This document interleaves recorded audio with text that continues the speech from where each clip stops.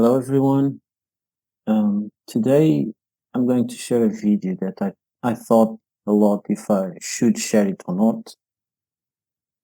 This is a video that I made for a camera. This is a video about a game camera. I have quite a few of them that I use in my work to catch wildlife. I do it professionally and I do it for fun also. So when I'm going on a trip that it's like vacation or in my spare time, I usually bring my cameras and I place them during the night in strategic places to catch whatever is the wildlife there and to register. So I use them a lot for wildlife, although I'm not using them for Sasquatch research. As for you all guys know, it is very difficult to catch them in the game cameras. The specific reasons we don't know, but we can guess. They can see them. These cameras use during the night. They use infrared light. They have infrared LEDs that could be more or less visible to even the human eye. If you get very close to the camera, you can see uh, uh, some kind of a red light, even if it is a no glow camera. During one of those trips that I took with my wife Vera, we went to a remote area in Portugal, one of the remotest areas in Portugal, with a very low density of villages and people living there. It has a natural park also near, and during the night we stayed in the not at the highest peak of the mountain, but quite high on a plateau that exists on that mountain. And we were using our car to sleep, so like a camper van. And that night I placed, as all the other nights, I placed the cameras in a triangular shape around my car because I didn't quite don't knew the area, and I was not familiar with the game trails. We arrived later, almost at dusk, so I didn't have the time to to do a quick check around the area to choose those wild game trails and place the cameras correctly. So I thought, but I will place them in a triangular shape around my car. We were doing we were doing dinner. We cooked some food, so the scent, all of that, will for sure at least bring some foxes, wild boars, something. Animals sometimes during the night, if they are familiar with the place, if there's no hunting near in the last days, they get used to the place and they can go near your car, no problem. So I placed the cameras in a triangular shape. For the people who followed the now deceased, unfortunately, Scott Carpenter, he, I didn't follow Scott, but I do remember I didn't follow Scott and the way he thought about all of these subjects and all about the Nephilim. I really don't believe in that. But there was some things that he shared along his his long research. And one of the things that I remember was an advice from Scott for people that goes and camps on the wild to if you don't want anything with Sasquatch during the night, if you want to feel protected, you just place a circular, triangular shape of cameras around your camp, and for sure that they will not approach easily, or they will not approach because they will understand that the cameras are there and then they don't want to get caught in them. And that's that's a valid way of thinking. It surely can result, and it surely results most of the times. But on that night in 2022, so two years ago, it was the 2nd of January to 2022. It was still during COVID, I think, but no hard measures, at least in Portugal by that time, during winter. During that night, I placed them thinking about wildlife. So I will place them low on the tree that I will show you guys, the trees. So the car was in the middle, and there were three big pine trees, old pine trees, and I placed the three cameras basically in a triangular shape around my car, trying to capture anything that moved close to try to eat something or to try to check the odors that we left during dinner.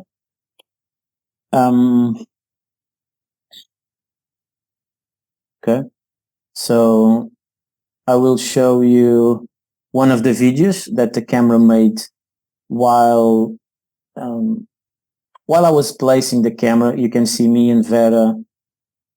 You can see me and Vera placing the camera, checking if everything's okay. So you can check the background, the kind of light. This is one of the files. It's the file SUNP0030. It was taken at 1919 hours, and that night, and then we went. We did dinner. We ate, and we went to the car to sleep. Okay, and on the next morning, I went to check the cameras, and I was flabbergasted because I usually see on the camera what happened during the night, if there were videos or photos taken. So I was mind boggled with what I was seeing on the camera before I even downloaded the video to the computer. It was even more amazing to see it on the PC, as I'm going to show you guys. So let's watch.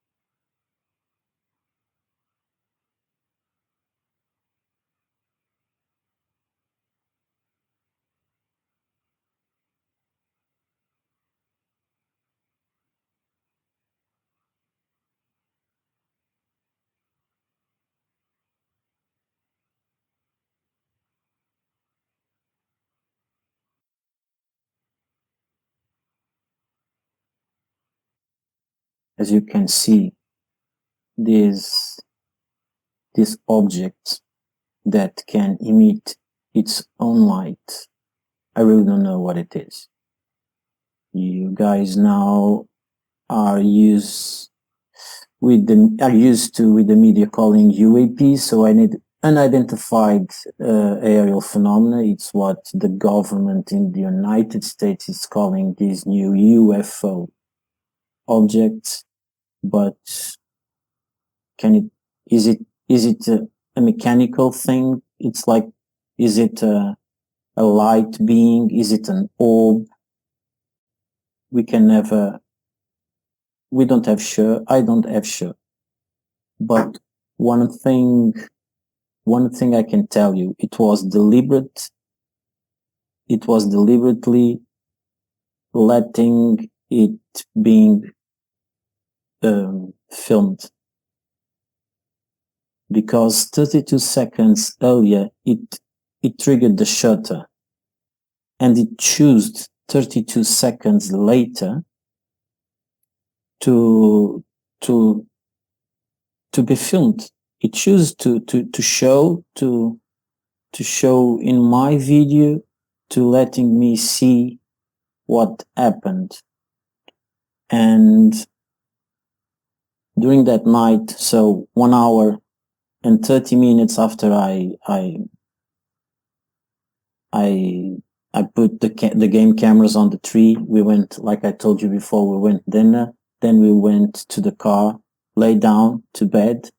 Vera went to sleep, but I stood awake. And I stood awake for at least 2 hours. So I was awakened at this time. And I remember seeing a light lighting up all the ceiling, all the roof of the car inside. But by the time I thought, oh, there's someone coming. Those can be the high beams of a car coming up the mountain. And I never saw that light again, so it was for just a brief seconds. And I thought, oh, probably no one was coming, or it was coming, but then it turned back. But I was convinced it was a car, and the high beams of a car, and the glare of the high beams lighting up that area of the forest, because the light inside the car was not that bright, like it was like someone was using a torch near the car, or like a car was a couple of feet away near my car. I thought it was very far away, so it was just a hint of a light lightening up the ceiling and the roof of the car. And everything went right that night. I don't remember anything. I slept well. Vera, when she saw the footage on the other morning, she was with her eyes like this big, like me. And we talk about it. We try to remember if we had some strange feelings during the night, some difficult time during the night, because there's a huge portion of people reporting abductions related to UFO sightings. We still didn't have made a regression therapies to remember if we had anything, like with hypnosis, but maybe someday. But I really don't feel anything bad about it. I think whatever this being, this thing, or the responsible for this light, whatever it was responsible for this light to appear in my video, it wanted to show to me. He wanted to give me the proof I needed to go further. And since that day, something was triggered inside my head, inside the way I think, and I decided that, and I really thought, and I really still think that this was a sign for me to pursue some answers that I need. And that's why I was not sure if I wanted to share this video. But 2 years have passed. I really think I should. And I will show you guys this video with slow motion, with some filters applied for you to see the object. You will see in the end when the object rises from the floor. It didn't went stationary. It was floating, so you see it like floating around, but very near the ground surface. And when it rises, before it gives that shimmering light, that immense light, you see a second object coming from the floor, that it's not like a shadow of this one, like not like, because it goes on a different path, you know. On the way up, it goes on a different path. And if you, when you applied some filters, you can see like a shadow to the left of the image, like this small squarish object was in like in a hand of a humanoid form, and like that second light was on the feet.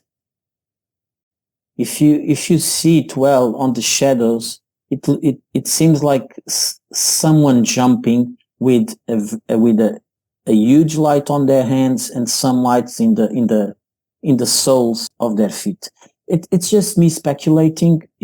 It could only probably, it also could be an effect from the filter, but it's very, very strange because this second light, it's not like a mirror light of the reflecting on the ground of the first object going up. It goes on a different path. It shimmers a lot less than the first light. So UEP, UFO, light being, orb, Sasquatch turned into a light being, Sasquatch turned into an orb, I really don't know. This area is not so active with TP structures, but I have found a few kilometers near. I have had signs like crosses being put on crossroads just in front of me, crosses made with sticks. I can show you the photos, and I will show you the photos. As you can see, there has been some mind speak in the area, mainly to Vera, not to me, but there's something going on also there. There, it's a little bit further from where I live, so I'm not researching that area so often. Maybe in the future. So tell me in the comments. I hope this video make you guys question everything, and we are not alone. For sure, we are not alone. If it is in this reality, in this universe, if there is multiple universes stacked right next to us, and some of those beings can breach out and go in and go out of those realities, of those multiverses, it is possible. So it is possible that Sasquatch also can do it. Some very high-end physicists even theorize that that time travel, it's not as you think. So it's not, you cannot time travel into your own reality. You just time travel, you just shift realities that are a step in time before yours. So you are, if you want to go, so you will never meet yourself. You could never meet yourself in the past, and because you don't remember. If you could go to the past, you would not remember in the future that you have done it and you have seen yourself right next to you. So that's impossible in a physicist way, and in the laws of physics and the universe. So you are probably shifting multi-parallel universes. So these beings We have a lot to learn about our universe, about reality. They are for sure here. They are letting them be seen by us. To I really think for us to question, to ask for answers, to open our minds before that huge disclosure. It could not happen in before um, a big percentage of humanity really understands what it means to not be alone, because we would freak out if one day we would, without being prepared, without acknowledging that in ourselves that we are not alone. We would think that it was nice. We really think, and most of us really think, that we are not alone.